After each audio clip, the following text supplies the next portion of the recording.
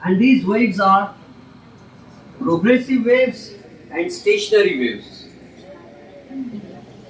Progressive waves and stationary waves. Stationary के spelling में देखो NARY. पेपर पेंसिल की दुकान होती थी तो ERY. What are progressive waves?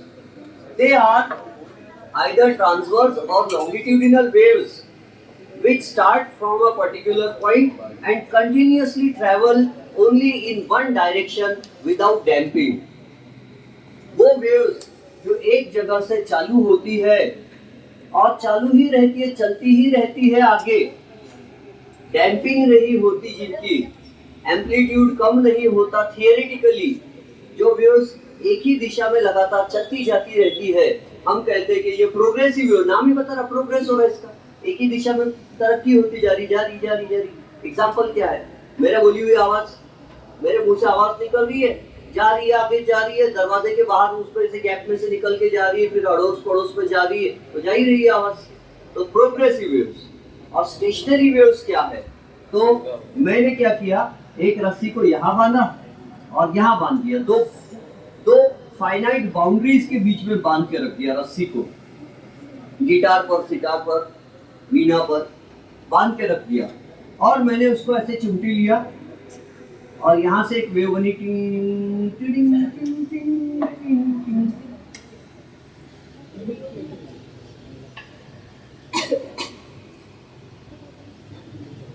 जो भी है समझो, जैसी भी ये वेव यहाँ से ऐसी गई, ये प्रोग्रेसिव वेव बन रही थी, लेकिन यहाँ गई, गठान आ गई, किनारी पे रास्ता ही नहीं है आगे बढ़ने, वहां से टकरा के आई, ऐसी वापिस आ गई, इधर आई, इधर गठान आ गई, इधर रास्ता बंद है, फिर यहाँ से रिफ्लेक्ट हो गई, इधर चली गई, फिर इधर से रिफ्लेक्ट हुई, इधर आई, इधर से रिफ्लेक्ट हुई, वापिस गई, वापिस रिफ्लेक्ट होके वापिस आई. तो वेव कहाँ है? It is confined within two boundaries. ना तो इसके इधर जा सकते ना इसके इधर जा सकते, बस यहीं पर ये लूप बना के वाइब्रेट हो रही है. तो इसको, ये है स्टेशनरी वेव्स. ऐसी स्टेशनरी वेव्स बांसुरी में बनती है, ऐसी स्टेशनरी वेव्स गिटार के तार पे बनती है, सितार के, वायलिन के, वीणा के, सबके तार पे बनती है ना. कॉलेज में भी सोनोमीटर बॉक्स पे बनेंगी तार पे. हो गया प्रैक्टिकल? हो गया पेपर राइटर? चिट्ठी उड़ गई? ओके. तो ये स्टेशनरी वेव्स है. अब प्रोग्रेसिव वेव्स की प्रॉपर्टीज क्या है? तो दी है प्रोग्रेसिव वेव्स की प्रॉपर्टीज बुक में. हाँ, तो देखो प्रोग्रेसिव वेव्स की प्रॉपर्टीज टेक्स्ट बुक में दी हुई है, मैं आपको वन बाय वन पढ़ के सुनाता हूँ. Wave motion is doubly periodic. It is periodic in space and periodic in time. मतलब ये क्रेस्ट जो है इक्वल पीरियड ऑफ टाइम के बाद रिपीट होता है और ड्रॉप भी इक्वल पीरियड ऑफ टाइम के बाद रिपीट होता है. आई होप कि आपको समझता है कि ऊपर टिकड़े को क्रेस्ट बोलते हैं और नीचे जो नाली होती है उसको ड्रॉप बोलते हैं. तो crest crest crest crest equal time interval के बाद रिपीट होता है. दैट्स व्हाई हम कहते हैं कि पीरियोडिक इन टाइम होती है वेव्स और पीरियोडिक इन स्पेस, क्योंकि इक्वल डिस्टेंस के बाद क्रेस्ट रिपीट होता है. 5 सेंटीमीटर के बाद क्रेस्ट आया, अगले 5 सेंटीमीटर के बाद और क्रेस्ट आएगा, अगले 5 सेंटीमीटर के बाद और क्रेस्ट आएगा. तो हम कहते हैं ये तो हर 5-5 सेंटीमीटर के बाद क्रेस्ट रिपीट हो रहा है. तो इसका मतलब है कि ये पीरियोडिक इन स्पेस भी है. Now what is wave speed?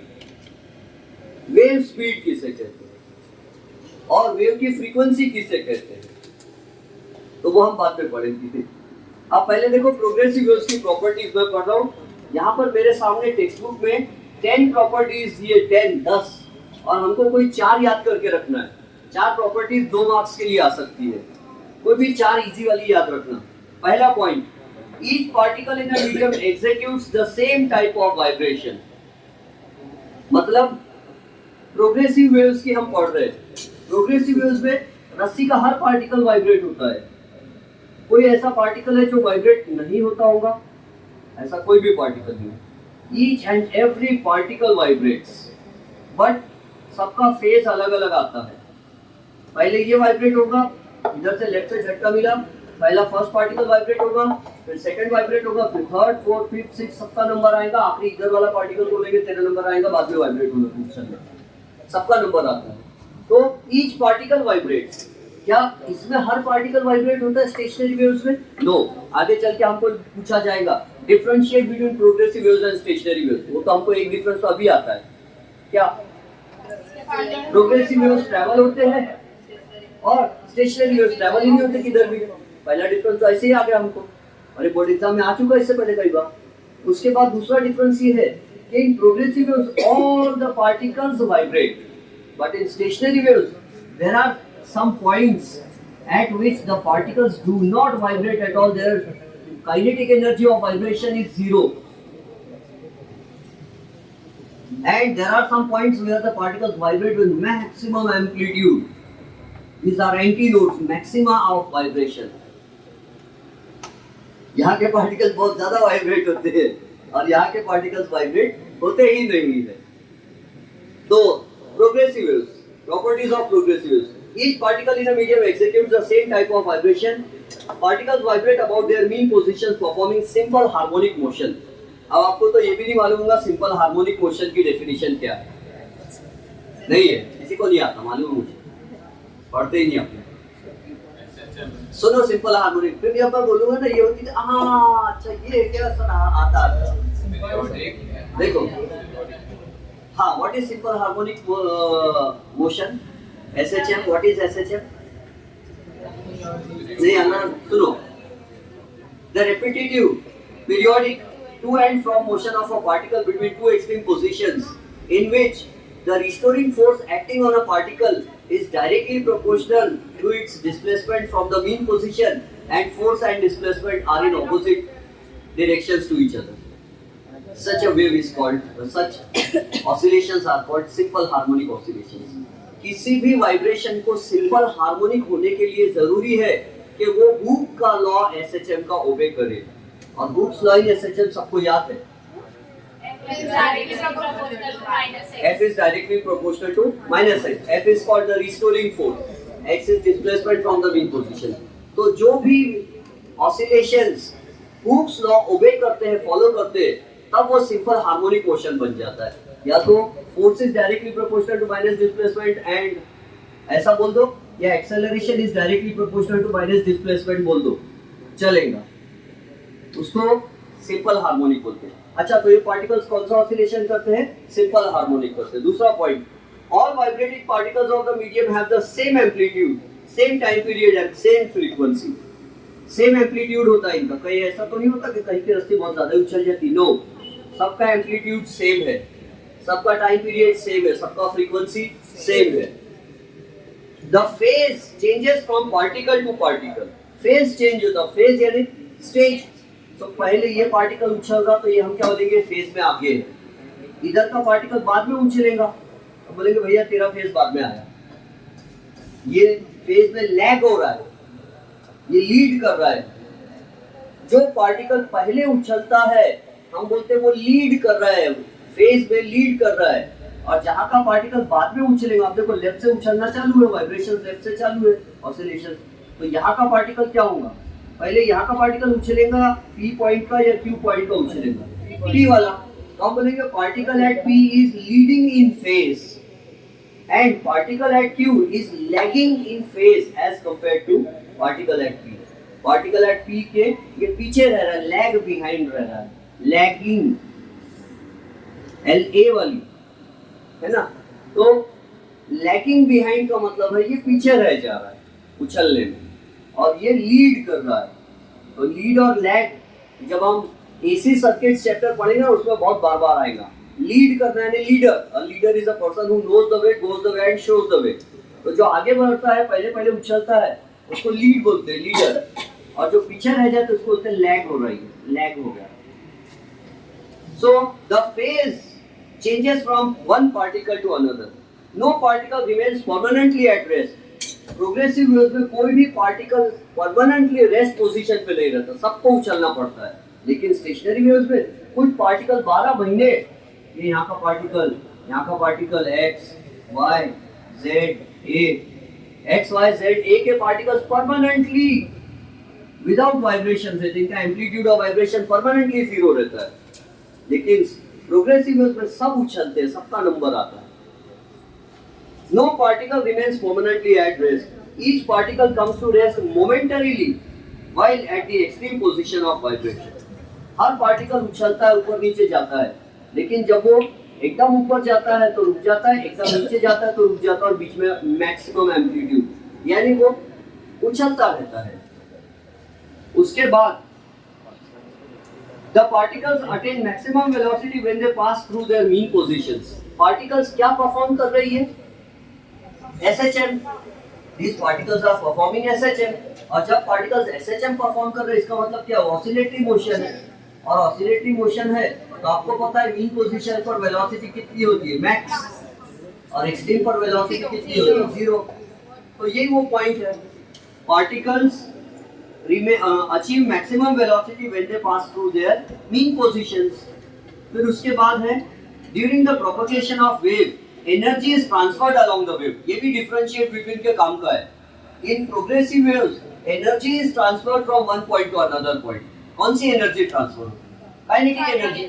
अगर एक रस्सी का किनारा मैं पकड़ लूं, रस्सी का एक किनारा मैं पकड़ लूं, और रस्सी का दूसरा किनारा उधर लास्ट में प्रभजीत के हाथ में दे दिया जाए, और रस्सी रुकी हुई है, और रस्सी को मैंने इधर से काइनेटिक एनर्जी दिया, झटका दिया, तो क्या हुआ? रस्सी का झटका जाते जाते प्रभजीत के हाथ में जो रस्सी का झटका प्रभजीत के हाथ में भी लगेगा, तो क्या हुआ? यहाँ की एनर्जी काइनेटिक एनर्जी बनके रस्सी से ट्रांसफर हुई।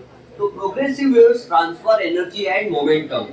एनर्जी और momentum are transferred with the help of progressive waves. क्या स्टेशनरी वेव्स एनर्जी ट्रांसफर करती है?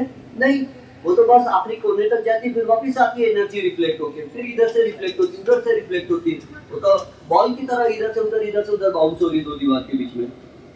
The wave propagates through the medium with a certain velocity. This velocity depends on the property of the medium. हाँ, ये जो progressive waves होती है, चाहे sound वाली प्रोग्रेसिव वेव्स हो, चाहे लाइट वाली प्रोग्रेसिव वेव्स हो, चाहे लॉन्गिट्यूडिनल प्रोग्रेसिव वेव्स हो, चाहे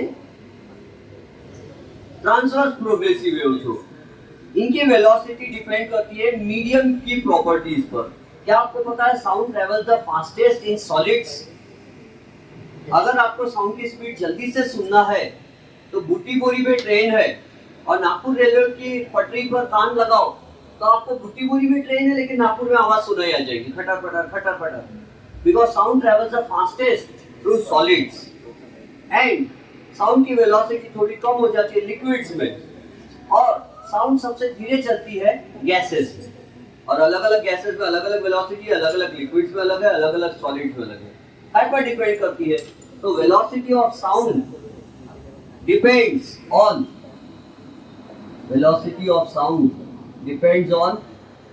it is directly proportional to square root of elasticity and it is inversely proportional to square root of density, है ना? ये तो जो मीडियम जितना ज्यादा इलास्टिक होगा, साउंड की वेलोसिटी उतनी ज्यादा फास्ट होगी। अब बताओ, सॉलिड ज्यादा इलास्टिक होता है, लोहा या वाटर? तो लोहा ज्यादा इलास्टिक है, तो इसीलिए साउंड की वेलोसिटी लोहे में ज्यादा है, क्योंकि लोहे में इलास्टिसिटी ज्यादा है, इसीलिए साउंड की वेलोसिटी लोहे में ज्यादा है और पानी में कम है। फिर उसके बाद next point, progressive waves are of two types. अरे अब बता ही नहीं, transverse waves and longitudinal waves. तो प्रोग्रेसिव वेव्स, ट्रांसवर्स वेव्स भी प्रोग्रेस कर सकते हैं, लाइट भी प्रोग्रेस कर सकता है, और लॉन्गिट्यूडिनल वेव्स भी प्रोग्रेस कर सकती है, यानी साउंड भी प्रोग्रेस कर सकती है एक जगह से दूसरी जगह। इतना इजी चैप्टर है, इतना अच्छा है बेचारा। उसके बाद इधर transverse waves, vibrations of particles are perpendicular to the direction of propagation. तो मैंने बताया क्या आपको? Yes. And in longitudinal waves vibrations of particles produce compressions and in transverse waves alternate crests and troughs are formed, and in longitudinal waves alternate compressions and rarefactions are formed. अब ये बचपन की चीज है, कॉम्प्रेशन क्या होता है, rarefaction क्या होता है, ये मैं नहीं समझा रहा, ये 9th की बुक में समझा हुआ है, और इसमें यूट्यूब लेक्चर्स भी 9th स्टैंडर्ड के बच्चों के छोटे। Both transverse as well as longitudinal mechanical waves can propagate. Both transverse as well as longitudinal mechanical waves can propagate through solids, but only longitudinal waves can propagate through fluids. So transverse waves can travel only through solids, but mechanical वाले, but पानी के surface पे भी तो transverse waves बन सकती है. And longitudinal waves can propagate through fluids also. Liquids में से भी longitudinal waves जा सकते हैं. अब आती है डेरिवेशन की बारी. कल हु सेड कल? कल हो ना हो सकता है कल मेरी आंखें आ जाए और बड़ी बड़ी लाल लाल, इसीलिए आज पढ़ो.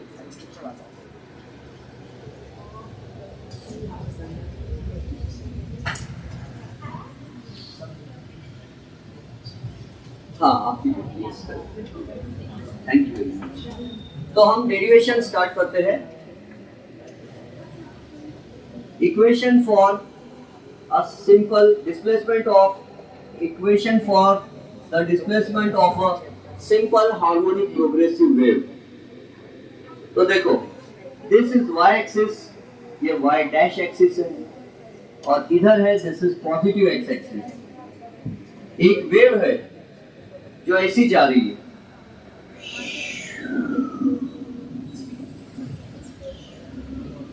ऐसी, और यहाँ पर एक पार्टिकल है ओरिजिन के पास. और ये पार्टिकल क्या करता है, जब progressive waves travel through a medium, the particles of the medium perform simple harmonic oscillations, simple harmonic motion. And equation of simple harmonic motion क्या रहेगा, यहाँ पर एक particle at O, there is one particle of the string at point O, it is performing oscillations, और उसका equation रहेगा, oscillations का उसका इक्वेशन रहेगा, x इज इक्वल टू रहता था, लेकिन अब हम चेंज कर देंगे, अब y इज इक्वल टू कर देंगे हम, x से कुछ और बताना है हमको.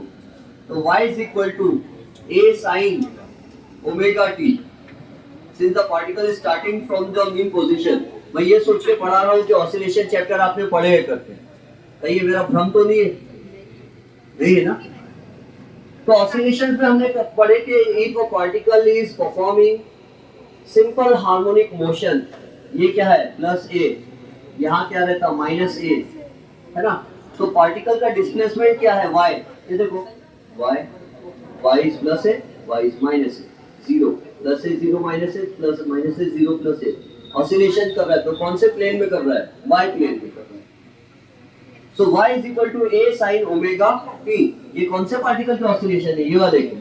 अब यहाँ पर एक पार्टिकल है, यहाँ पर एक पार्टिकल है, ये भी ऑसिलेशंस करना मांगता है, इसको भी खुशी हो रही है, पता मैं भी उछलेंगा, तो ये भी उछलना चाह रहा है, ये भी ऑसिलेशंस करना चाह रहा है. बट इस पार्टिकल एट पॉइंट P के लिए हम इक्वेशन बनाते हैं, तो इक्वेशन क्या रहेगा, यहाँ के लिए इक्वेशन रहेगा y is equal to a sin omega t minus. अब ये फेज में आगे कौन है, O है कि P है, फेज में आगे कौन चल रहा है, पहले कौन उछलता है, O उछलता है पहले, क्योंकि झटका रस्सी का उछलना कहाँ से चालू है, O से, और जा रहा है किधर, इधर राइट के तरफ जा रहा है. तो ये लीड कर रहा है और ये लैग कर रहा है, तो इसको माइनस साइन आएगा. अब ध्यान से समझो, क्या आपको पता है कि वन क्रेस्ट एंड वन ट्रोफ यानी वन लैम्डा होता है, एक क्रेस्ट और एक ट्रोफ का मतलब एक लैम्डा होता है, ये हम पढ़ चुके हैं एक जमाने में. One crest and one trough is called one wave. One crest and one trough is called one wave. क्यों एक क्रेस्ट और एक ट्रोफ को ही क्यों एक वेव कहते हैं, कोई रीजन? एंगल बन रहा है, कहीं ऐसा तो नहीं. अगर मैं छत पे एक स्प्रिंग टांग दूं, स्प्रिंग पे एक मास है और मास पे रस्सी टांग दूं, रस्सी को इधर बांध दूं खंबे पर, तो जब ये एक ऑसिलेशन करता है, x इज इक्वल टू 0 है, फिर ये x is equal to minus A पर जाएगा, फिर बीच में x इज इक्वल टू 0 आएगा, फिर x is equal to a पर जाएगा प्लस a पर, तो जब इसका एक ऑसिलेशन होगा उतनी देर में इस पे एक वेव ऐसी बनती, इसलिए टिंग टिंग टिंग टिंग एक ऑसिलेशन, और इधर उतनी देर में वेव बन गई। तो एक ऑसिलेशन में एक वेव बनती है। तो this is one crest and one ट्रोप, और वन क्रेस्ट और वन ट्रोप यानी वन लैम्डा होता है, आपको मालूम है। वन क्रेस्ट एंड वन ट्रोप यानी वन लैम्डा। और अब ध्यान से समझो, याद करो ऑसिलेशन चैप्टर 5 को। क्या मैं यहाँ 0 लिख सकता? क्या मैं यहाँ 5/2 लिख सकता? क्या यहाँ मैं 5 लिख सकता? क्या मैं p की जगह 3π/2 लिख सकता? क्या मैं यहाँ 2π लिख सकता? यस, लिख सकते हैं। यहाँ क्या लिख सकते हैं? 2.5 5π/2 है ना। 0 आधा पाई, पूरा पाई, 1.5 पाई, 2 पाई, 2.5 पाई, 3 पाई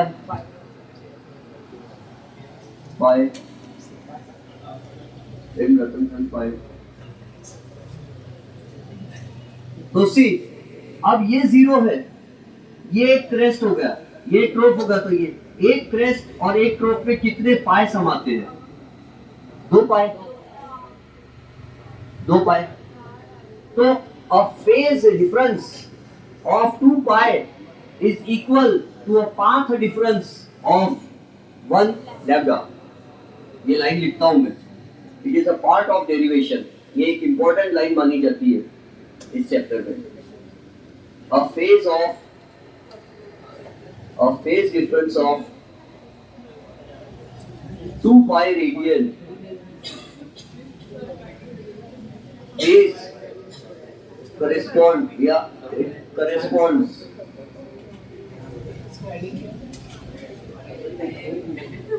to a path difference of lambda meters. इस डेरिवेशन को नाम हम क्या दें? क्या नाम दूं इसको? इसको नाम देंगे equation of a progressive wave. Equation of a progressive wave. और इसी इक्वेशन से हम स्टेशनरी वेव का इक्वेशन बाद में बनाएंगे। तो सी, अब यहाँ में क्या लिख रहा है? x = a sin। ध्यान से समझो मैं क्या लिखता हूँ। 1 लैम्डा, ध्यान से, 2 पाई रेडियन किसके बराबर होता है? 1 लैम्डा के बराबर होता है। अच्छा, ये पार्टिकल कितने दूर है? x। हालांकि मैंने उसको ऐसी जगह बनाया कि आपको उसका मालूम पड़ गया कि कितना है। पाथ डिफरेंस x है उसका। O एंड P के बीच में path difference, straight line distance कितना है? x। फेज डिफरेंस कितना है? तो अभी आप बता सकते हैं।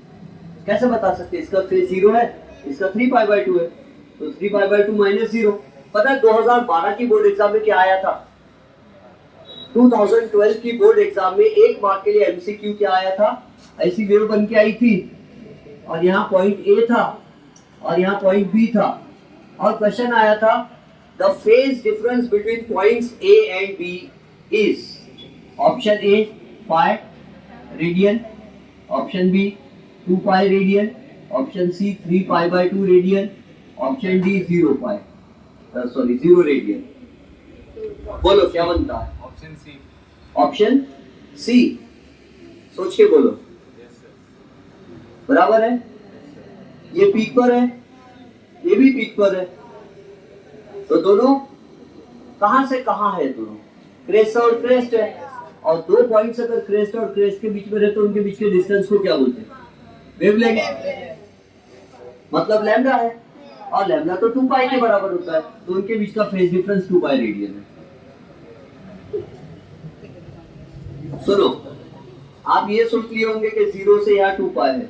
अच्छा, 0 से 2 पाई है, पाई से गिनना चालू करें तो कहाँ आएगा? 2 पाई, ये 2.5 पाई, हाफ पाई 2.5 पाई।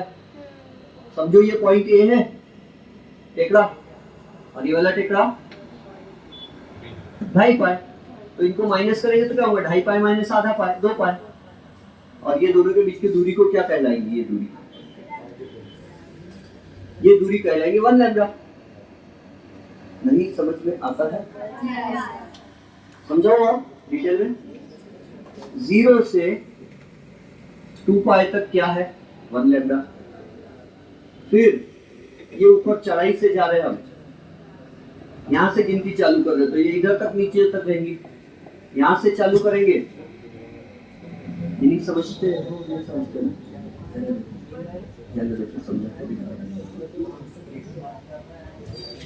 हाँ, तो आगे बढ़ते हैं, काम की बात करते हैं। तो 2012 में अगर आप होते तो फेल हो जाते। A path difference of 1 lambda corresponds to a phase difference of 2 pi radians. Therefore, a path difference of x meters corresponds to a phase difference of what? Let that phase difference be del. Therefore, I can write del is equal to 2 pi x upon lambda. Confused हो गए? बोलो yes. एक lambda यानी 2 पाई होते हैं, तो एक x यानी कितना होगा फेज डिफरेंस? मान लो डेल होता, तो डेल इज इक्वल टू क्या होगा? 2 पाई x अपॉन लैम्डा। तो ये जो पार्टिकल एट p है, इसका इक्वेशन होगा y is equal to a sin omega t minus del, और वो जाएगा y is equal to a sin omega t minus 2 pi x upon lambda. अब हम जा रहे इक्वेशन खेल ले। y is equal to a sin, मैं ये ओमेगा की जगह में रखना चाहता हूँ 2 pi by T t minus 2 pi x upon lambda. मुझे कुछ कॉमन निकालना अच्छा लग रहा है। a sin 2 पाई ब्रैकेट्स में बच रहा है t by T minus x upon lambda.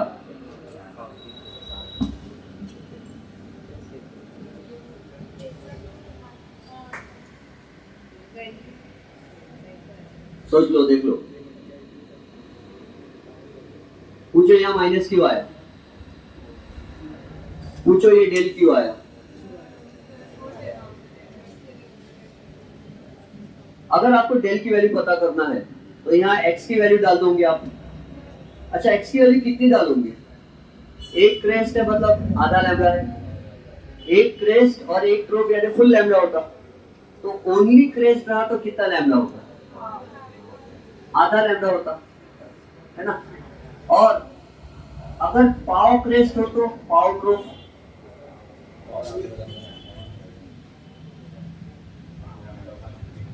Only crest lambda by 2। ये यहां देखो, ये क्या है?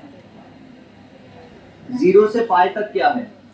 लैम्डा बाई 2 है, और ये पाई से 2 पाई क्या है? Lambda by 2। लेकिन पॉइंट पी कहाँ छुपा हुआ है? आधे में बीच में, यहाँ ना पॉइंट पी है। तो क्या मैं इसको ऐसा बोल सकता है लैम्डा बाय 4 है करके? तो लैम्डा बाय 2 और लैम्डा बाय 4 कितना हो जाता? Lambda by 2 plus lambda by 4, तो क्या हो जाएगा? इसको 2 से मल्टीप्लाई कर दो, है ना, तो इट बिकम्स 3 लैम्डा बाय 4। तो x की वैल्यू कितनी है? 3 लैम्डा बाय 4 है, तो मैं क्या लिखूंगा? Del is equal to 2 pi x की वैल्यू 3 लैम्डा बाय 4 अपॉन नीचे क्या है? लैम्डा। तो इसमें से लैम्डा लैम्डा क्या हो जाएगा? कैंसिल। तो बचेगा क्या? Del is equal to 2 pi into 3 by 4। तो डेल इज इक्वल टू ये 2 और ये 2 हो जाएगा, तो क्या हो जाएगा? 3 बाय 2 पाई। और सही तो बात है, ये 0 पर है और ये 3 पाई बाय 2 पे है, तो फेज डिफरेंस कितना आ गया डेल इनका?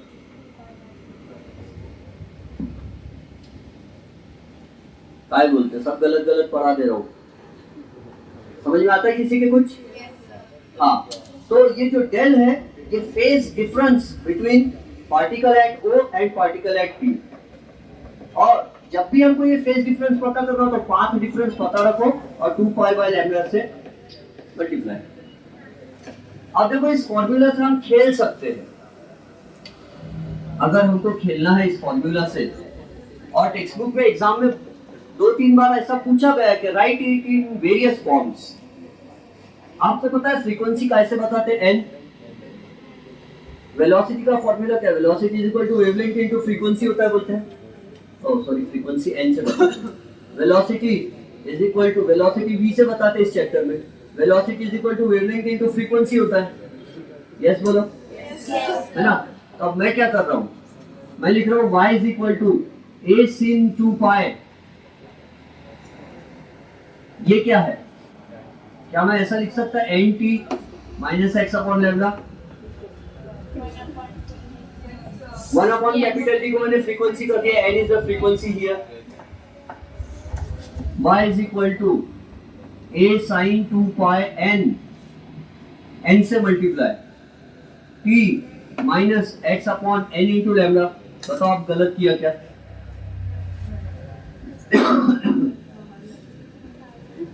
y is equal to a sin 2 pi n बाहर निकाला, अब ये n बाहर आ गया तो इधर भी डिवाइड मारना पड़ेगा n, लेकिन वो क्या हो गया उससे? y is equal to a sin 2 pi n t minus x upon v हो गया ये तो, क्यों? n इंटू लैम्डा v हो गया। अच्छा मतलब ऐसा भी लिख सकते हैं और ऐसा भी लिख सकते हैं, और सबसे ज्यादा फेमस ये वाला है। और मॉडिफाई करके बताऊं? नहीं छुट्टी कर दे। हाँ ठीक है छुट्टी कर दे। प्लीज क्लोज द कैमरा, मुझे करना पड़ेगा है ना, इन्फेक्टेड आईज।